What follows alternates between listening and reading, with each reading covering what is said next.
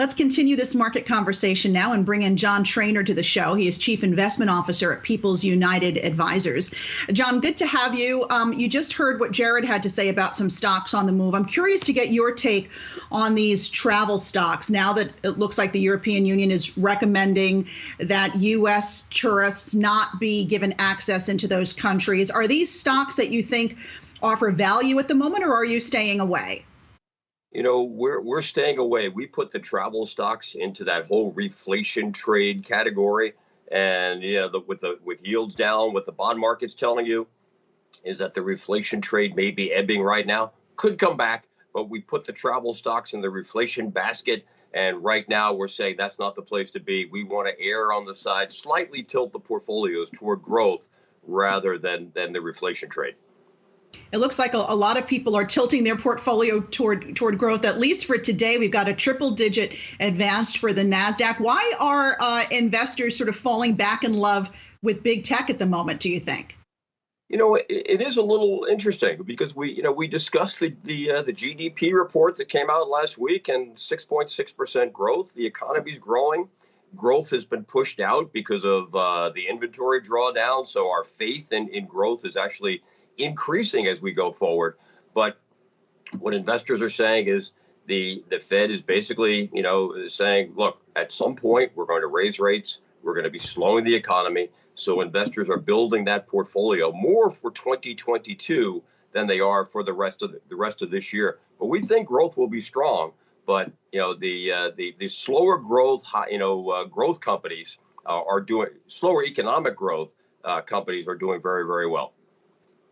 But let me ask if you think these growth companies have good prospects if inflation continues to rise. We continue to see supply chain issues and affecting prices to the upside. Many industries saying across the board, they're now having to pass those higher costs on to consumers. So what happens to the growth trade in that scenario? If investors believe that, inflation really is going to become a problem, that it's going to escape the Fed's bans, then yes, growth stocks are going to get hit because you're going to see interest rates move up, and that'll impact the discount rate. Right now, what the street is saying, it's almost like a Goldilocks scenario. Growth will be strong enough to have hiring continue, but not so strong that you're going to see inflation get out of control. So right now, that's the perfect scenario for the growth stocks. Now, we also have a big report out later in the week, and that's the monthly unemployment report. Continuing to hear that industries across the board, really, John, are experiencing these labor shortages. How much of a threat is that, do you think, to productivity and to the reopening of the economy if these labor shortages, remain consistent? We're going to be watching that report very, very carefully because you hit the nail on the head. We need to see that employment increasing. And, I could, just see my own neighbors. We go into the supermarkets now. We're all going back. We're wearing masks. We want to see what kind of an impact that's going to have on the service industries, the restaurants and where they've been expanding. So if we see that, if we see some hints in the employment data that comes out on Friday, that boy, oh boy, a little bit of mask wearing is really going to slow the economy, that could have a big impact on the market. Friday's report will be very important. The consensus is for an additional 750,000 jobs. That's a lot of job growth. And we're looking for the unemployment rate to have ticked down to 5.2%. What would be sort of the Goldilocks scenario for this market to continue the rally? What would they need to see in that Friday jobs report, John? What we think people are going to be looking at is the wage growth. We know we're going to have good job growth. We know the economy is strong enough.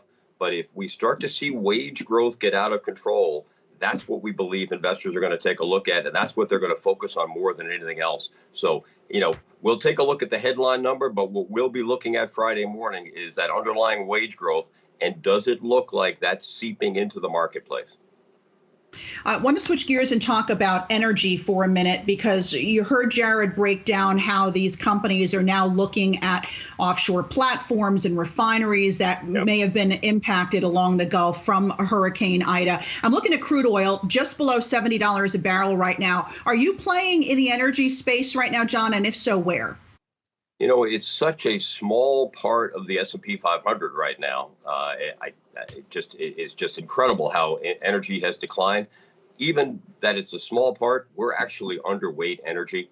We just don't see it, getting to a point where it's going to be sustained and rising. So we're underweight. The only area that we like quite a bit right now are some of the pipeline companies. So that's basically the way we're looking at the energy market. Really, we're not really trying to buy the crude right now.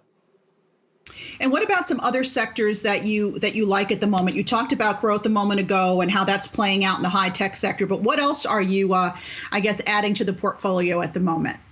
Oh, we like healthcare. Again, we see that as a great growth engine. I mean, you're seeing some companies that do incredibly well, and we're doing an awful lot of work. If there's one sector where we're probably doing more homework than in any other sector, it's the financial stocks. We see them as being very, very cheap.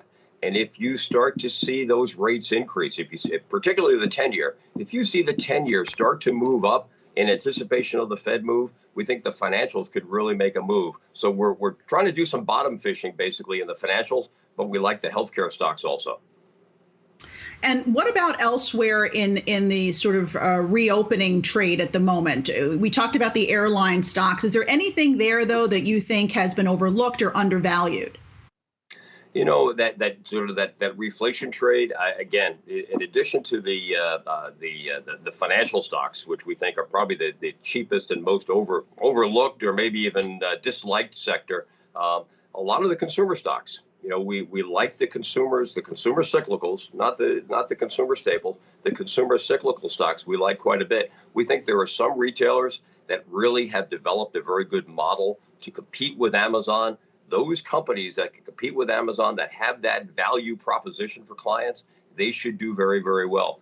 We like Home Depot. It's a company where you've got to go into that store and you've got to make those purchases.